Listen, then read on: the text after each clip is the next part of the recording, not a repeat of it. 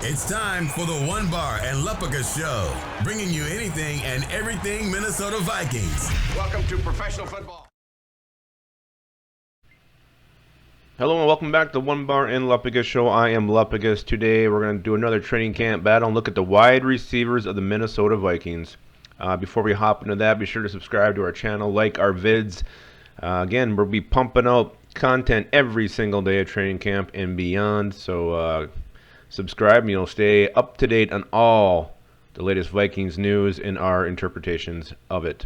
All right, so let's talk with the Vikings wide receivers as we basically already are kicking off training camp 2020. Let's go over the depth chart from top to bottom. Then we'll talk about who's definitely making the team, who is likely to make the team, and then who's probably going to get let go, and maybe a dark horse candidate to kind of surprise and make the team.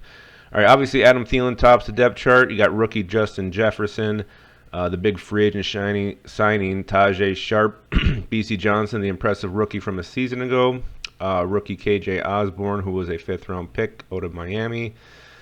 Chad Bibi still around. You got Alexander Hollins, Dylan Mitchell, the seventh-rounder from last year, Daveon Davis, and you got a couple of undrafted guys, Courtney Davis and Dan Chisena. All right, so who are the locks? Who are definitely going to be on the Minnesota Vikings this year? Well, Adam Thielen, no kidding. No shock there. He is going to be wide receiver number one and asked to be the leader of this unit and also one of the biggest weapons in the Vikings passing attack.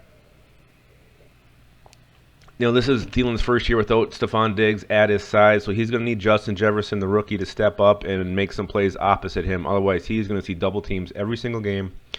And, you know, he's got to figure a way to get around those, to get through those, to get open. You know, the way he runs routes, and he can catch balls even when he has 2 or 3 guys blanketing him. So it might not be an issue, but, again, it might be the most difficult year he's had in his career as far as, you know, opposing coverages go. You know, the Vikings will hope Justin Jefferson, the rookie from LSU, can be the number 2 guy. And so far, they got like what they've seen. He's been putting in hard work. You've seen videos on Twitter of him, you know, running routes and just, you know, working on all the little things. And you gotta love his attitude. This guy seems like he's a gamer. He's ready to go. He wants to win. He wants to compete. So far, everything Justin Jefferson has done has been right. Let's just hope he can pick up the offense quickly. You know, expand that route tree, work on his routes, his footwork. You know, if he gets, you know, just in Adam Thielen's ear, stays by his side, shadows everything he does, he'll be in great shape. The other guy who's definitely a lock to make the team is BC Johnson. You know, just he's coming off a great rookie season, had about 30 receptions, a couple touchdowns.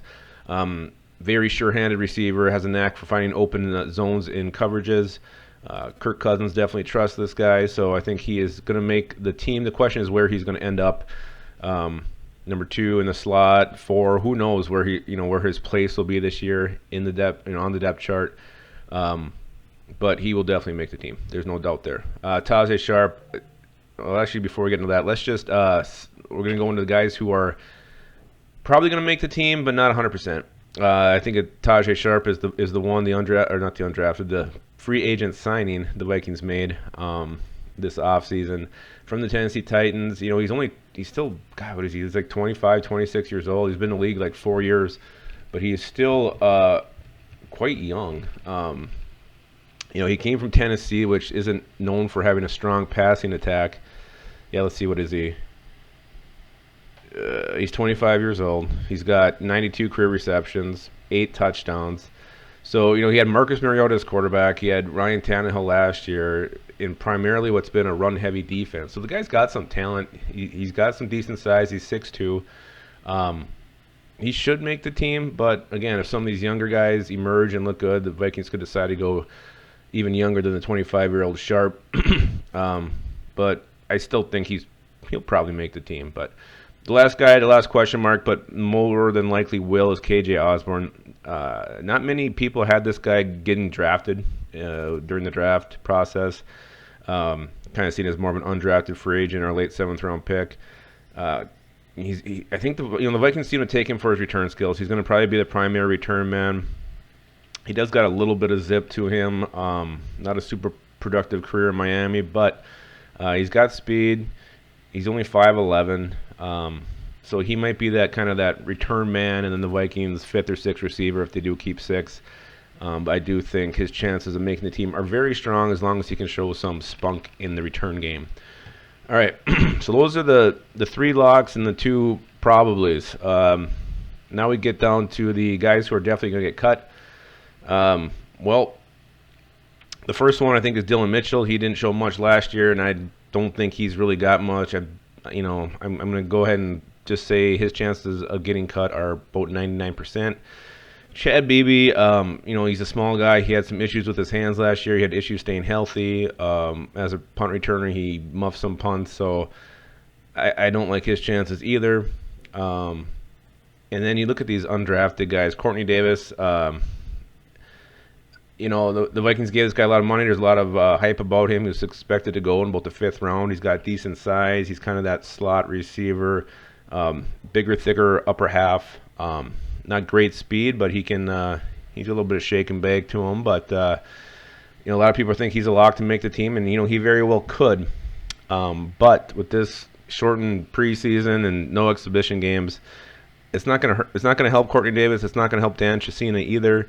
Chesina especially, I think, is really going to be affected by this lack of, the whole preseason games. This guy's going to make his money on special teams without getting live reps against other teams, showing that ability. It's going to hurt him. I would have said he was a real dark horse to make the team prior to this, but I think now he's just destined for the practice squad.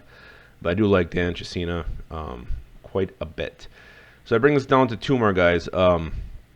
Daveon Davis, he did show a little bit last year. He got in a couple games, but I still think he's a very, very, very long shot. But the one guy who's interesting on this roster, on this depth chart, is Alexander Hollins. He did get in 4 games last year. He had a couple of catches. He's 6'1". He's skinny, though. He's only 166 pounds.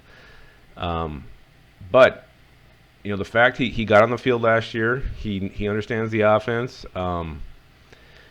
If he beats out like a Courtney Davis, Tajay Sharp, I don't think you should be real shocked about that. The Vikings like this guy, and the fact that he was there a season ago, he's played in this offense, he's played with Kirk Cousins, he's played next to Adam Thielen. There's some familiarity there, and that's going to be key, especially this year. The Vikings are going to have players that they're familiar with. Don't want to go with a lot of unknowns in this shortened preseason and lack of preseason games. So that could be enough to make Alexander Hollins jump up to be the 4th or 5th receiver this year. But we'll see. We'll see how it goes. See if he continues to progress or not. So that is your look at the Vikings wide receivers as we head into training camp and the battles that we should be looking forward to. All right. We'll be back later in the week with more delicious Vikings nuggets.